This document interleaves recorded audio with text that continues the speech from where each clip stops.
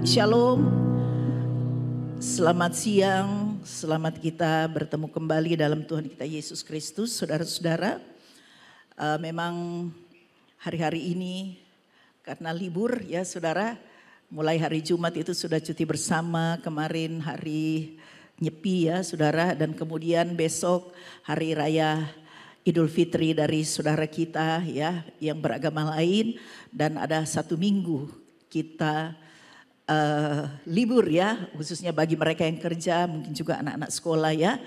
Nah saudara-saudara, tentunya ada banyak yang tidak bisa hadir, mungkin mereka keluar kota. Tetapi tidak apa-apa ya saudara, memang gunakan waktu yang ada ini ya. Kalau ada libur bagus juga saudara-saudara ya, keluarga juga healing namanya ya, rekreasi ya. Tetapi ingat, dimanapun kita berada, jangan lupa persekutuan dengan Tuhan. Jangan lupa kita beribadah kepada Tuhan ya. Dimanapun kita berada, kita boleh pesiar sampai di kutub utara, kutub selatan juga. Tidak masalah, yang penting utamakan Tuhan di atas segala-galanya. Puji Tuhan saudara yang dikasihi oleh Tuhan. Bulan ini masih dalam tema yang sama, dampak memahami ajaran yang benar. Ya saudara, ini adalah minggu terakhir. Kita sudah banyak berbicara soal dampak memahami ajaran yang benar. Dan saya juga akan menyampaikan hal ini, tetapi dengan subtema kedatangan Tuhan Yesus menyempurnakan kerajaannya. Kedatangan Tuhan Yesus kedua kali menyempurnakan kerajaannya. Saudara-saudara yang dikasihi oleh Tuhan, saya ini bukan seorang teolog ya, tetapi setidaknya saya belajar saudara ya.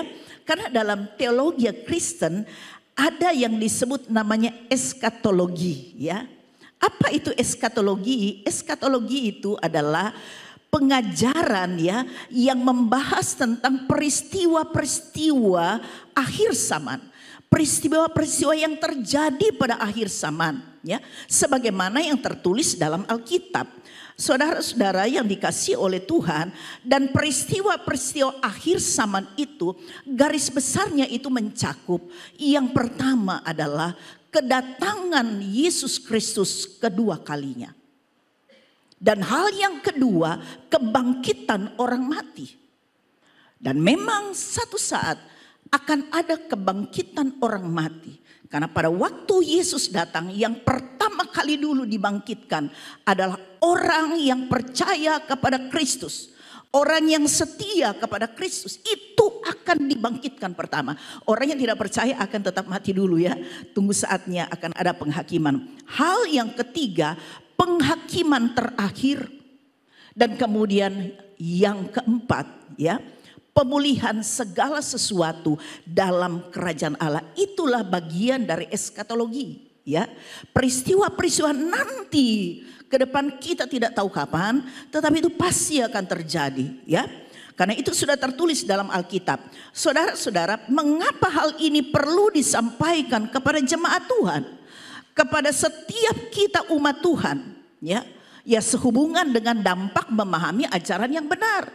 Karena Gereja Bethel Indonesia mengajarkan ya, jadi ada teologi Kristen tetapi juga eskatologinya ya, mengajarkan hal-hal yang benar apa yang akan terjadi.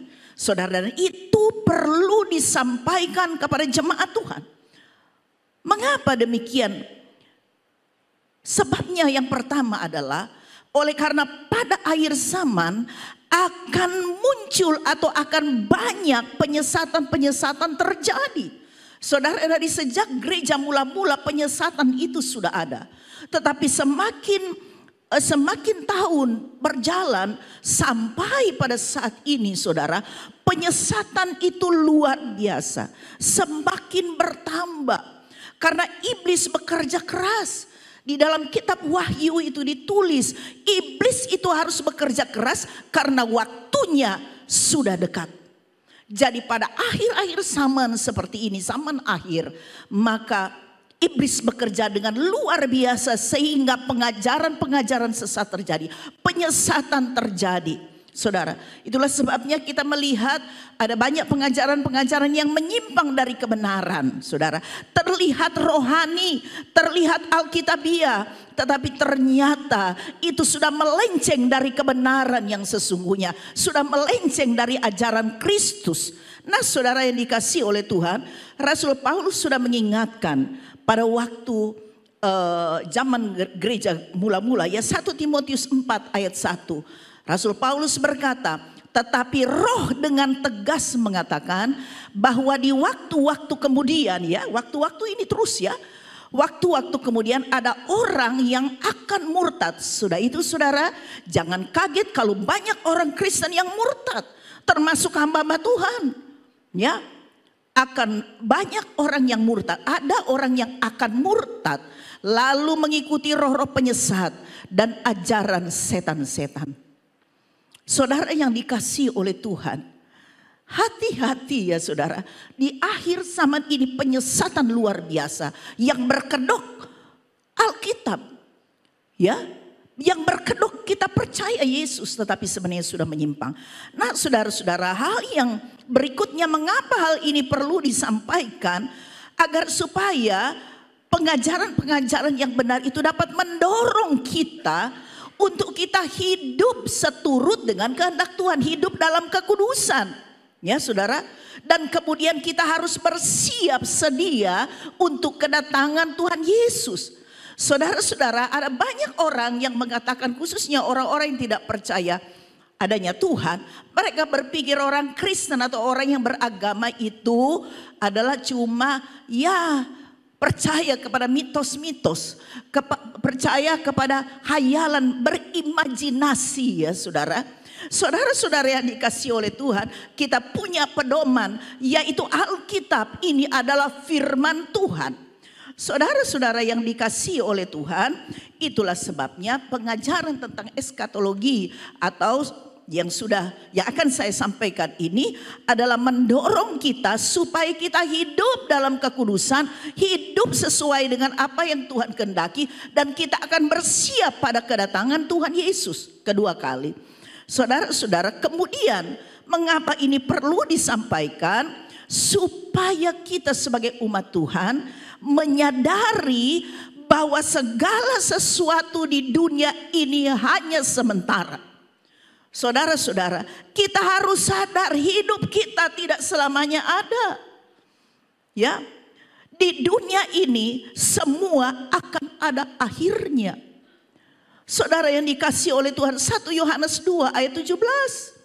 Firman Tuhan berkata, dan dunia ini sedang lenyap dengan segala keinginannya. Tetapi orang yang melakukan kehendak Allah itu akan hidup selama-lamanya. Saudara-saudara yang dikasihi oleh Tuhan, dan di dalam 2 Petrus 3 ayat yang ke-10 sampai 13, ya, firman Tuhan berkata demikian. Tetapi hari Tuhan akan tiba seperti pencuri. Pada hari itu langit akan lenyap dengan gemuruh yang dahsyat, dan unsur-unsur dunia akan hangus dalam nyala api. Dan bumi dan segala yang ada di atasnya akan hilang lenyap. Jadi jika segala sesuatu ini akan hancur secara demikian, betapa suci dan salehnya kamu harus hidup. Saudara-saudara, dunia ini akan lenyap, akan hancur, saudara. Langit dan bumi ini kan akan dihancurkan. Itulah sebabnya terakhir dikatakan, jika segala sesuatu itu terjadi, ya, betapa sucinya, yang terakhir ayat 13. Betapa sucinya kita harus hidup sesuai dengan kebenaran. Nah, saudara-saudara yang dikasihi oleh Tuhan, kita sedang menanti langit dan bumi yang baru, di mana terdapat kebenaran itu sendiri, di mana terdapat Yesus Kristus, Tuhan pencipta alam semesta. Saudara yang dikasihi oleh Tuhan, jadi kita hidup di dunia ini bukan tujuan akhir. Ada begitu banyak orang yang berpikir bahwa hidupnya, ya, tujuan akhir hidupnya itu, ya, dia bisa mencapai segalanya itu hanya di dunia ini. Saudara-saudara, dia tidak pernah memikirkan sesuatu yang akan terjadi kemudian. Ya saudara, kita hidup di dunia ini hanya sebuah persiapan bagi kehidupan yang kekal. Sebab langit dan bumi akan berlalu, saudara. Saudara yang dikasihi oleh Tuhan, sekali lagi saya mau katakan, ada banyak orang yang mengatakan bahwa kepercayaan khususnya orang-orang Kristen itu hanya sebagai mitos saja. Mereka tidak percaya. Itulah sebabnya mereka melakukan banyak hal yang bertentangan dengan kehendak Tuhan. Pokoknya mau-mau saja mau hidup seperti apa. Hidup cuma satu kali. Gitu ya, apalagi anak muda. Hidup kan cuma satu kali. Ya. Kalau kita sudah mati, kita tidak bisa berbuat apa-apa. Siapa bilang hidup ini cuma di dunia? Saudara yang dikasihi oleh Tuhan, itulah sebabnya perlu disampaikan ya tentang eskatologi ini, apa yang akan terjadi.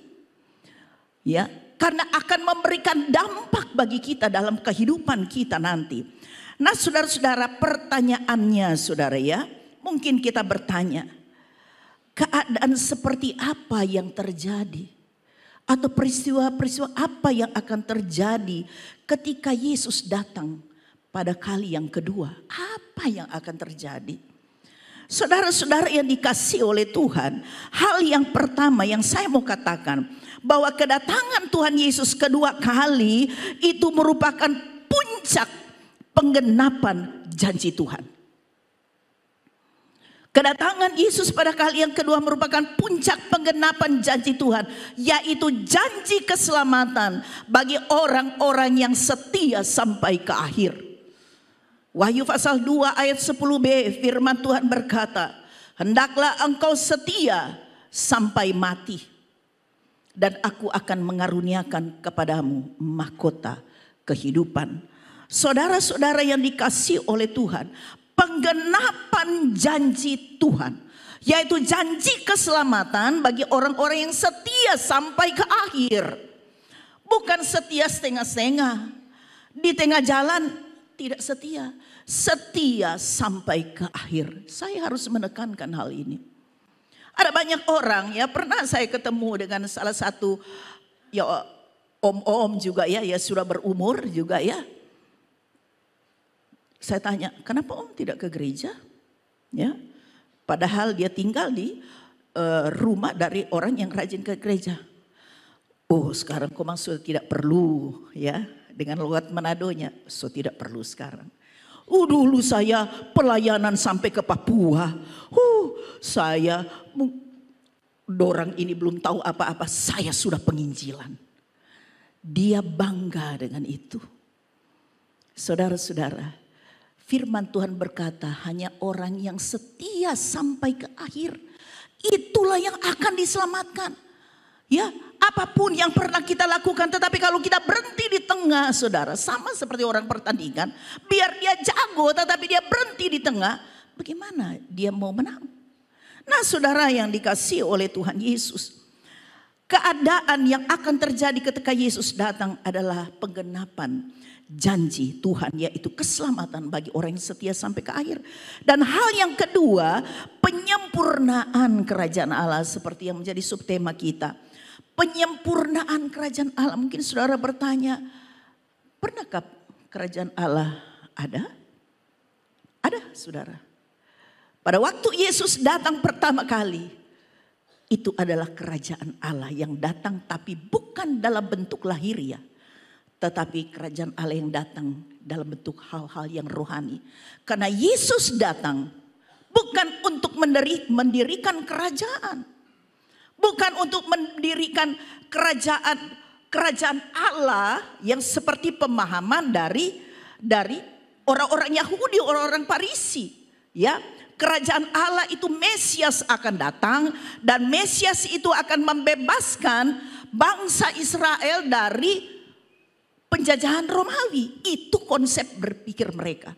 Jadi ketika Mesias itu sudah datang, Yesus datang, mereka pikir, apakah Mesias model begini? Miskin lagi, ya, orang dari Nazaret. Kalau Mesias bukan dari Nazaret, bukan dari Galilea. Pikiran mereka, aduh harus dia datang lahir dalam keluarga kaya ya, mungkin lahir di Yerusalem. Wah, pokoknya penuh dengan kemuliaan. Tetapi ini kok Mesias seperti ini? Nah saudara, itulah sebabnya coba kita baca dalam Injil Lukas 17 ayat 20 sampai ayat 21. Atas pertanyaan orang-orang Farisi, apabila kerajaan Allah akan datang, Yesus menjawab katanya, kerajaan Allah datang tanpa tanda-tanda lahirnya. Bukan dilihat oleh mata, wah akan ada kerajaan yang luar biasa, ada pemimpinnya Mesias ya. Juga orang tidak dapat mengatakan lihat, ia ada di sini atau ia ada di sana. Jadi orang tidak mengatakan, oh itu loh Mesias, itu tuh kita punya raja, itu tuh pemimpin kita yang hebat. Tidak seperti itu. Sebab sesungguhnya kerajaan Allah ada di antara kamu. Kerajaan Allah itu ada di antara mereka. Itulah Yesus sendiri. Kerajaannya adalah kerajaan yang dibangun secara rohani. Karena kedatangannya itu untuk menebus dosa manusia. Untuk penyelamatan manusia. Saudara, itulah Mesias. Bukan yang menurut pemahaman orang-orang Yahudi atau orang Farisi. Nah saudara yang dikasihi oleh Tuhan Yesus Kristus, itulah sebabnya jawaban Tuhan Yesus seperti ini. Sesungguhnya kerajaan Allah ada di antara kamu. Waktu Yesus belum lahir, Yohanes Pembaptis kan pernah bilang, ya, bertobatlah karena kerajaan Allah sudah dekat. Kerajaan Allah berbicara Yesus sendiri. Yesus pernah berkata, tetapi carilah dahulu kerajaan Allah dan kebenarannya. Maka semua yang kamu butuhkan untuk hal-hal jasmani itu akan ditambahkan kepadamu. Artinya kita mementingkan dulu hal-hal yang bersifat rohani. Itu adalah kerajaan Allah. Hal-hal yang menyelamatkan kita nanti. Tetapi saudara, sekarang ketika Yesus datang pada kali yang kedua, maka disitulah Kristus menyempurnakan kerajaannya.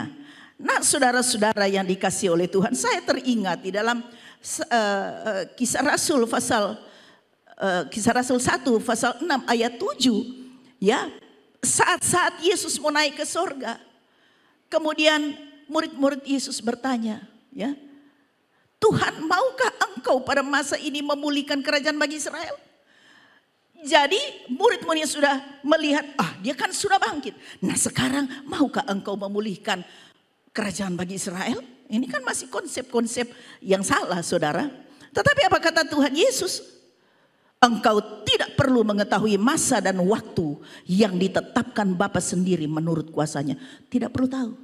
Karena memang kedatangan Yesus kedua kali seperti pencuri. Adakah orang mau mencuri? Dia telepon dulu, dia WA. Siap-siap sebentar malam kita mau datang, mau mencuri kamu punya harta atau mencuri kamu punya uang. Ya itu barangkali pencuri-pencuri ya yang blow on barangkali ya. Saya kira pencuri semua pintar-pintar ya. Dia punya strategi untuk bisa melakukan hal itu. Nah saudara-saudara yang dikasihi oleh Tuhan. Jadi yang saya katakan tadi, jadi peristiwa-peristiwa atau keadaan yang akan terjadi ketika Yesus datang adalah menyempurnakan kerajaannya. Baru di situ secara nyata Yesus menyempurnakan kerajaannya, kerajaan Allah. Saudara-saudara yang dikasihi oleh Tuhan, itulah sebabnya di dalam Wahyu 11 ayat yang ke-15 di situ dikatakan, lalu malaikat yang ketujuh meniup sangkakalanya dan terdengarlah suara-suara nyaring di dalam sorga. Katanya, pemerintahan atas dunia dipegang oleh Tuhan kita dan Dia yang diurapinya, dan Dia akan memerintah sebagai raja selama-lamanya. Saudara-saudara, bukankah di dalam Injil Matius 28 juga, maaf kalau saya salah ya, Matius 28 ayat 18, Tuhan Yesus berkata, kepadaku telah dikaruniakan kuasa baik di sorga maupun di bumi. Dia pegang kuasa, itulah sebabnya dia dikatakan raja atas segala raja. Tetapi pada saat itu orang tidak percaya. Nanti pada kedatangannya baru dia menyempurnakan kerajaan Allah. Dia akan memperlihatkan bahwa dia adalah raja di atas segala raja. Dia yang menguasai langit, bumi, dan segala isinya. Dia menguasai alam semesta. Saudara yang dikasihi oleh Tuhan Yesus Kristus.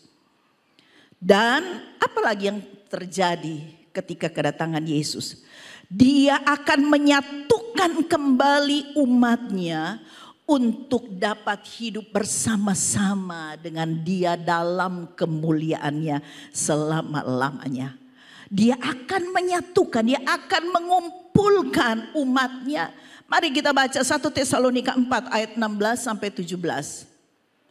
Sebab pada waktu tanda diberi, yaitu pada waktu penghulu malaikat berseru dan sangkakala Allah berbunyi, maka Tuhan sendiri akan turun dari sorga, dan mereka yang mati dalam Kristus akan lebih dahulu bangkit.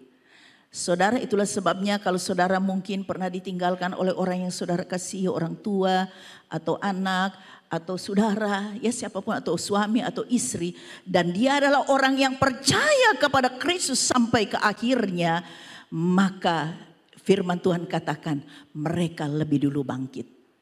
Kita akan bertemu. Nah, saudara-saudara yang dikasihi oleh Tuhan, inilah yang akan terjadi. Kebangkitan orang-orang mati yang mati dalam Kristus. Wahyu 21 ayat 4.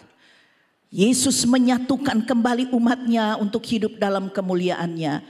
Dan Ia akan menghapus segala air mata dari mata mereka. Dan maut tidak akan ada lagi. Tidak akan ada lagi perkabungan atau ratap tangis atau duka cita. Sebab segala sesuatu yang lama itu telah berlalu. Saudara-saudara, Kristus datang untuk menyempurnakan kerajaannya. Menyatukan, mengumpulkan umat Tuhan. Untuk masuk dalam kemuliaannya kekal selama-lamanya.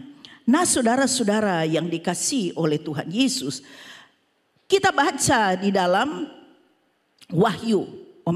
Sudah kita baca tadi ya, Wahyu 21 ayat 4. Dan hal yang berikutnya, yang keempat, ya, apa yang akan terjadi? Yang akan terjadi setelah kedatangan Tuhan Yesus adalah Dia akan menghakimi dunia dengan keadilan. Saudara-saudara, di dunia ini penghakiman banyak kali kita merasa tidak adil. Tetapi ya memang itu di dunia. Tetapi ada saatnya ketika Yesus datang, Dia akan menghakimi dunia dengan keadilan.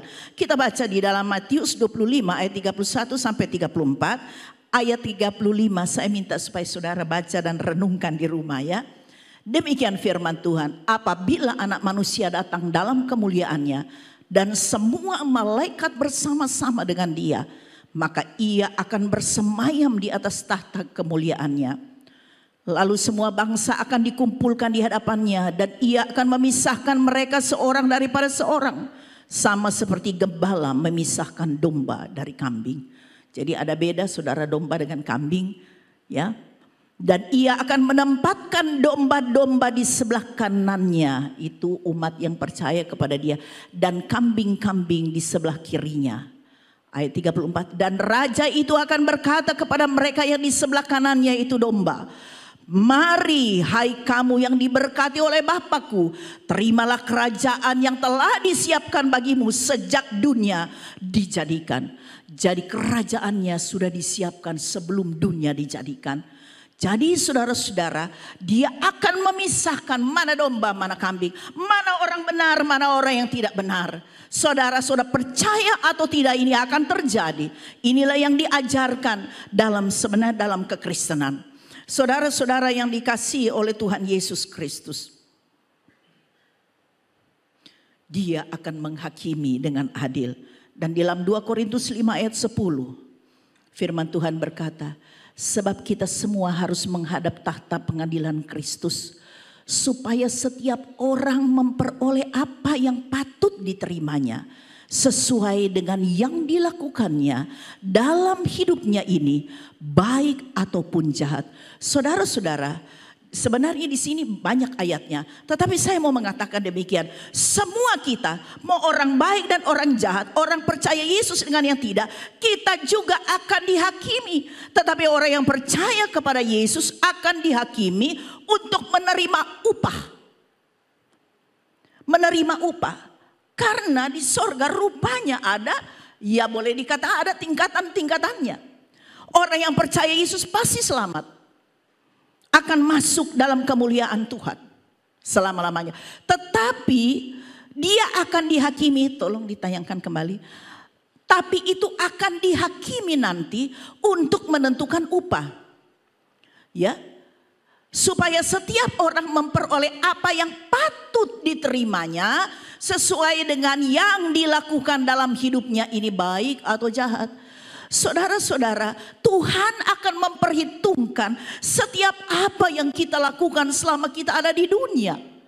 Saudara, itulah sebabnya saudara, lakukanlah sesuatu yang menyenangkan hati Tuhan. Saya selalu menyampaikan apa yang diucapkan oleh almarhum pendeta Dr. Kris Marantika. Investasikanlah sesuatu yang bernilai kekekalan. Jangan kita hanya pintar menginvestasi sesuatu yang hanya bersifat sementara. Bukan berarti tidak perlu itu. Tetapi ingat juga, investasikan sesuatu yang bernilai kekekalan. Sebab kita tidak selamanya ada di dunia. Sewaktu-waktu hidup kita akan berakhir. Dan kita sudah menginvestasikan sesuatu yang bernilai kekekalan. Saudara-saudara, itulah sebabnya di dalam Wahyu 14 ayat 13 ya. Firman Tuhan menulis bahwa berbahagialah orang yang mati dalam Kristus. Ya, karena mereka itu akan beristirahat. Ya, supaya mereka beristirahat dari jerih lelah mereka.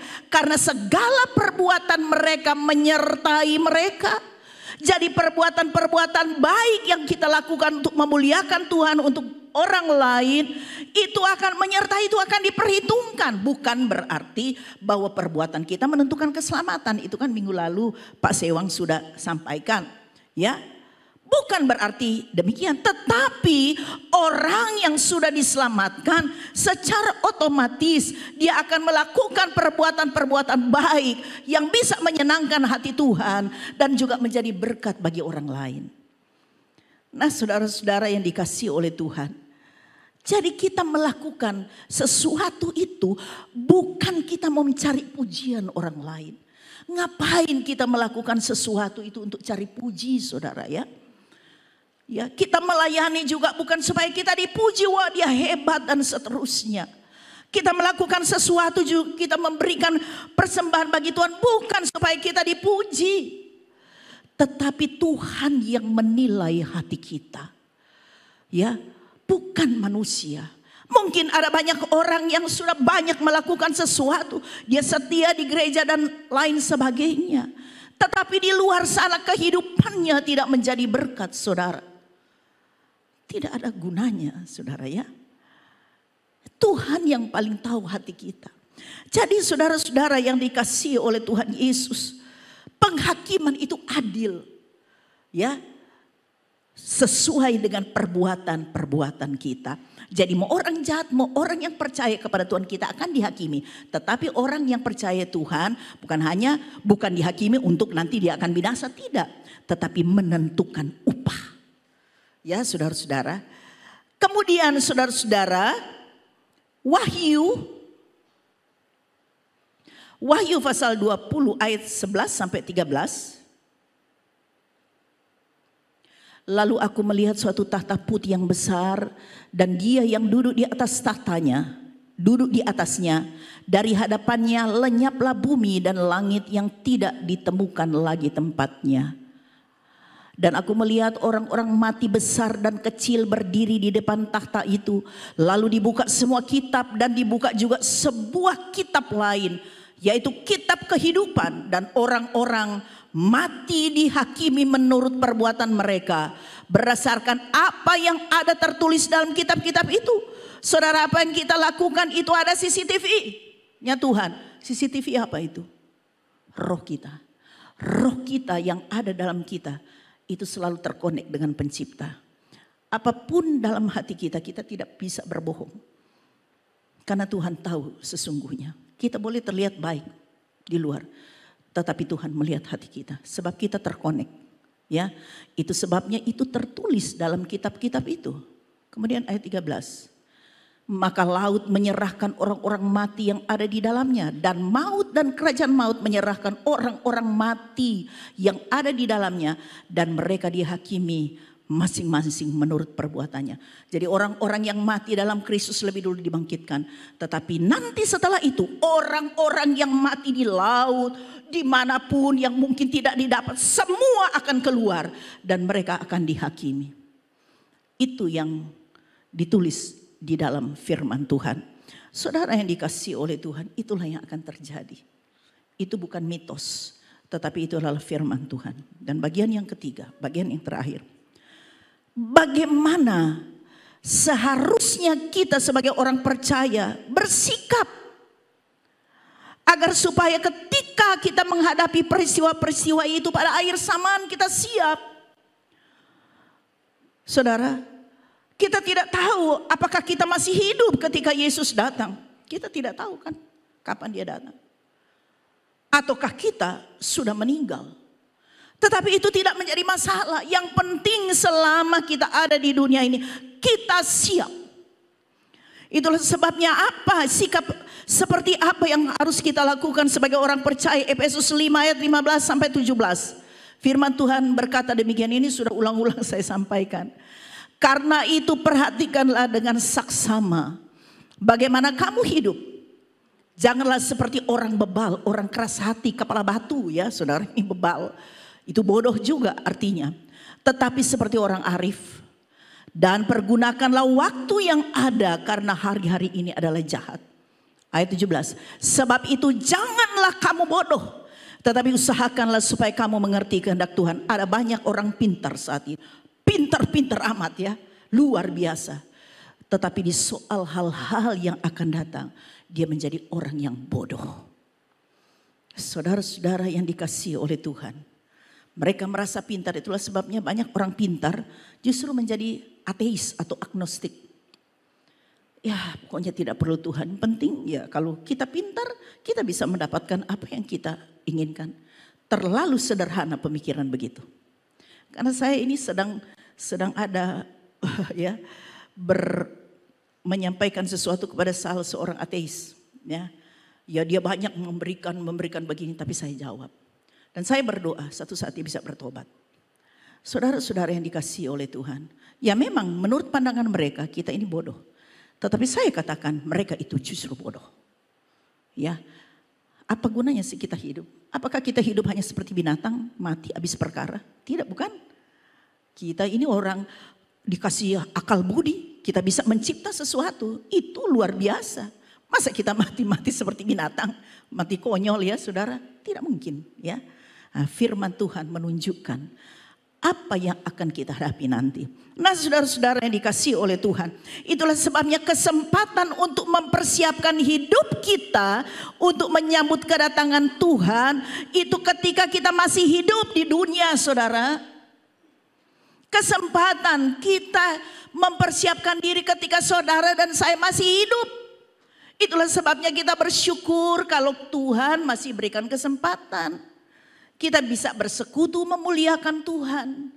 Kita bisa mendengarkan firman Tuhan. Kita bisa menjadi saksi-saksi Kristus dimanapun kita berada. Saudara yang dikasihi oleh Tuhan, kita bersyukur sama Tuhan. Nah saudara yang dikasihi oleh Tuhan, jadi ingat bahwa kita ini bersyukur. Kita masih bisa dipakai oleh Tuhan untuk melakukan hal-hal yang baik. Untuk bisa menginvestasikan sesuatu yang bernilai kekekalan. 2 Korintus 3 ayat 2 sampai 3 dalam terjemahan sederhana Indonesia atau terjemahan yang lain supaya bisa jelas. Di sini dikatakan, karena kalianlah yang merupakan surat pengantar kami. Cara hidup kalian ibarat surat Kristus yang bisa dilihat dan dibaca oleh semua orang. Ya sampai di atas saja ya. Itu terjemahan sederhana Indonesia ya. Saudara, kita ini ibarat surat Kristus yang terbuka yang bisa dilihat dan dibaca. Saudara, itulah sebabnya kita tidak boleh berpuas. Oh, saya sudah setia di dalam gereja. Ya, kita memuji Tuhan dengan luar biasa, tetapi di luar kita hidup tidak baik. Orang baca itu saudara hidup kita. Dan Tuhan yang menilainya. Kita tidak perlu menilai orang lain, kita tidak perlu menghakimi orang lain. Karena Tuhanlah yang paling tahu. Saudara, yang Tuhan mau saudara-saudara, supaya hidup kita ini mencerminkan karakter Kristus.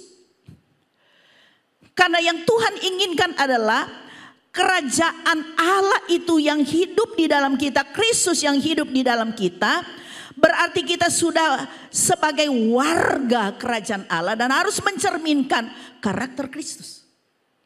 Ya, bukan karakter dunia atau karakter iblis, saudara ya. Nah, itu dinilai oleh Tuhan.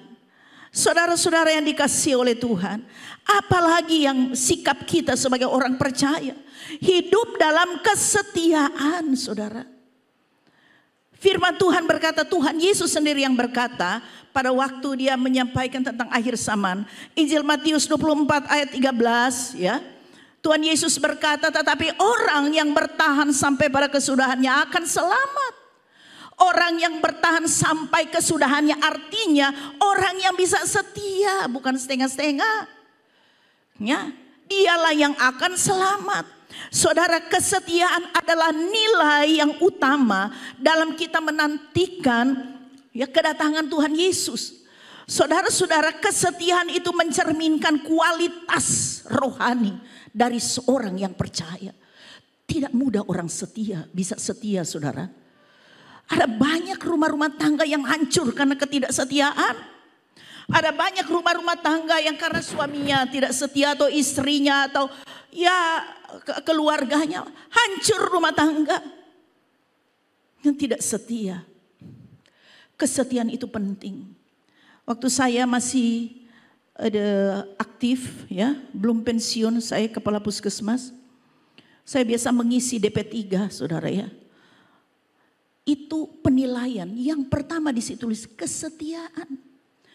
Kesetiaan kepada bangsa dan negara, Negara Kesatuan Republik Indonesia, Pancasila dan Undang-Undang Dasar.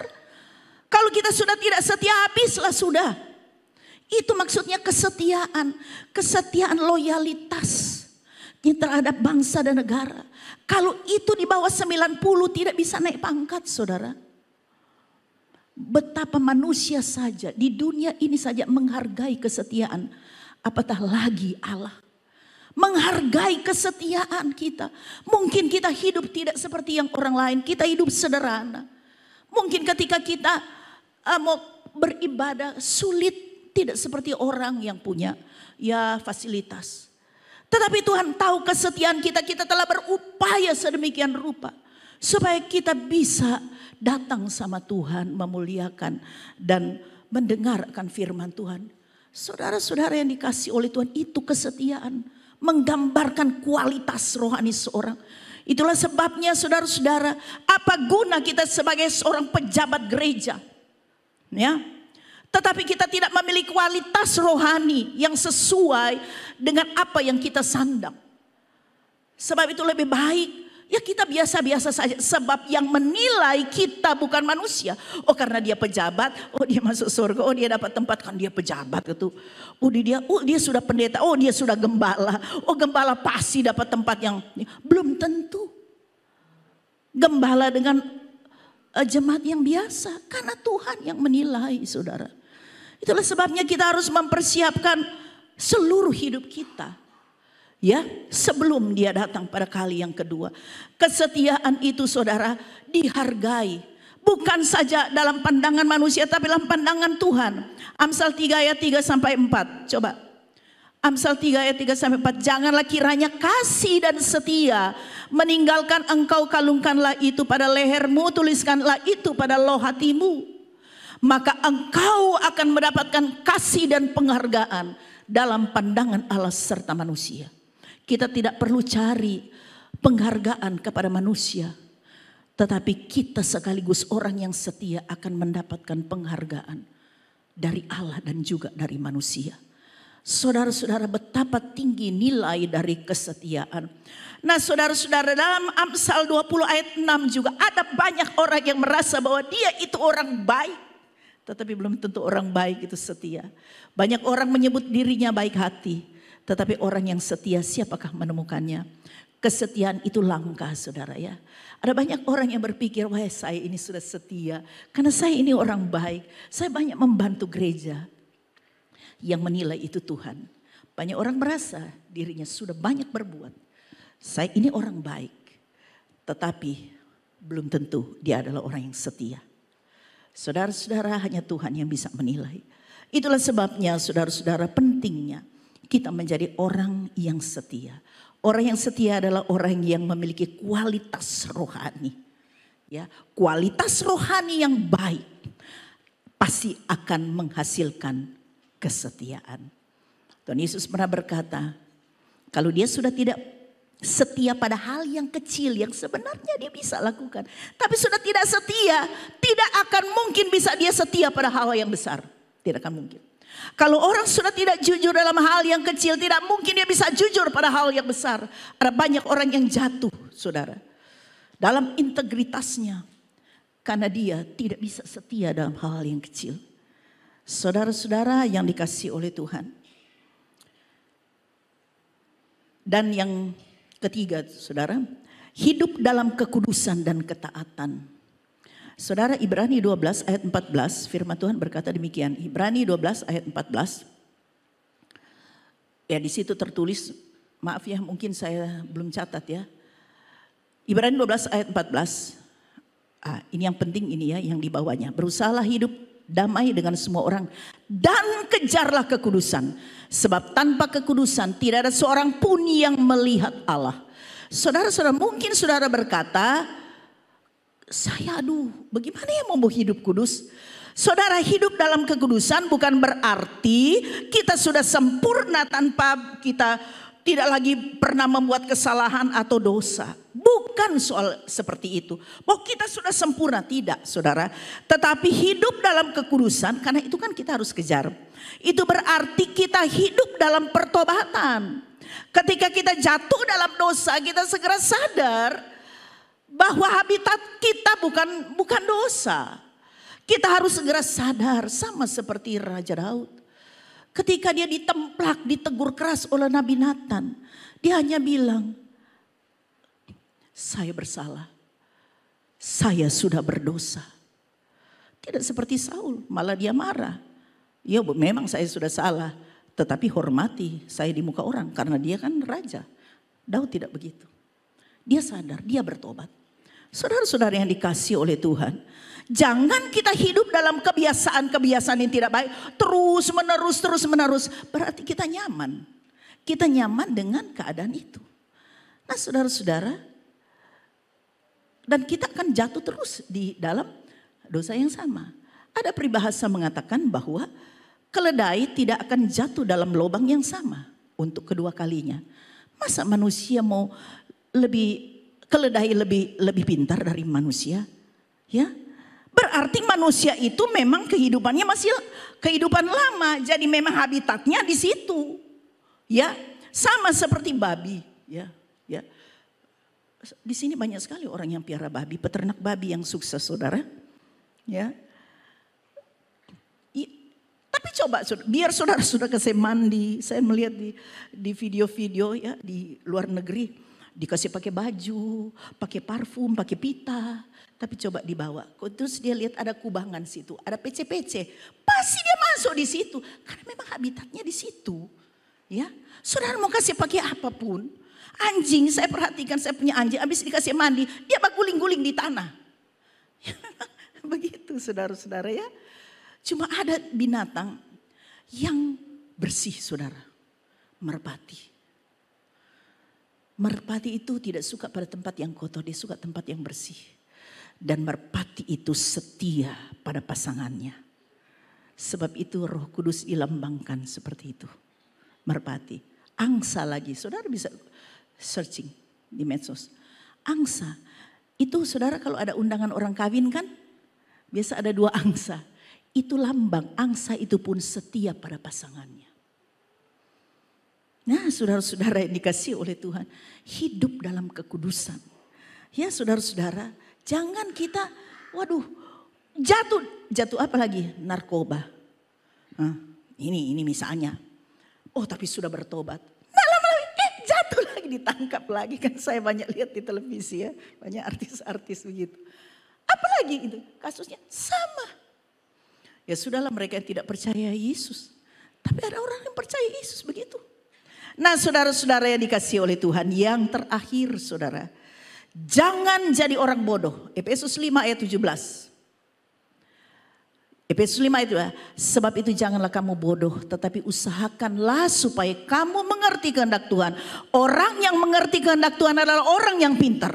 Orang yang tahu apa yang akan terjadi di masa depan. Tetapi orang yang tidak mengerti kehendak Tuhan, dia adalah orang yang bodoh di hadapan Tuhan. Sekalipun dia orang hebat di dunia. Orang pintar. Saudara-saudara yang dikasihi oleh Tuhan, masih ingatkah kita tentang tenggelamnya kapal Titanic tahun 1912? Saudara-saudara yang dikasihi oleh Tuhan, itu karena kesombongan. Kesombongan menghasilkan sebuah kebodohan. Kesombongan akan menghasilkan dia tidak mau diperingati, ya, tidak mau menerima nasihat, peringatan-peringatan. Akhirnya menjadi kebodohan. Saudara-saudara, saya membaca bahwa perancangnya sendiri, salah satu perancang dari kapal Titanic ya, ini intinya saja. Dia bilang ini dibuat luar biasa hebatnya pada saat itu ya. Dan sampai dia berkata, sudah takabur saudara ya, bahwa Tuhan pun tidak bisa menenggelamkan kapal tersebut. Sombong saudara ya. Itulah sebabnya ketika melakukan pelayaran perdana, ketika dia memasuki lautan Atlantik, di mana di situ dia harus melewati jalur yang banyak gunung esnya dan banyak juga bongkahan gunung es yang terlepas. Dan ada beberapa kapal sudah memperingati dia. Salah satunya adalah kapal California. Dia sudah menyampaikan melalui telegraf ya, saya bacanya seperti begitu. 6 kali diperingati, hati-hati sebab jalurmu itu jalur banyak gunung es. Tetapi saking percaya dirinya, sombongnya, Allah tidak mungkin, Tuhan pun tidak bisa menenggelamkan kapal. Dia tetap kapal itu tetap dipacu dengan kecepatan yang tinggi. Karena begitu pedenya, orang sombong begitu saudara ya. Semakin dia gaspol ya, seperti begitulah. Ya, dia semakin begitu cepat. Dan saudara-saudara, peringatan itu sudah berkali-kali. Akhirnya dia tidak sadar, kaptennya melihat ada di hadapannya sudah ada gunung, ya sudah ada es yang besar. Ya memang mungkin dilihat dari jauh barangkali ya cuma bongkahan es yang ada di permukaan. Tetapi saudara kan pernah dengar ya fenomena gunung es. Fenomena gunung es kelihatan kecil di atas, tetapi di bawahnya itu gunung es.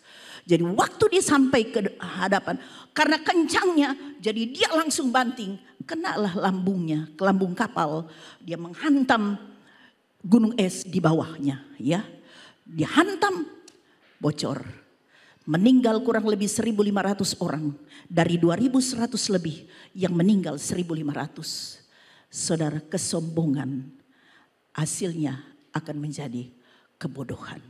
Sebab itu janganlah kita bodoh ya. Firman Tuhan sudah peringati. Berulang-ulang kali kita sudah dengar firman. Usahakanlah untuk mengerti firman Tuhan.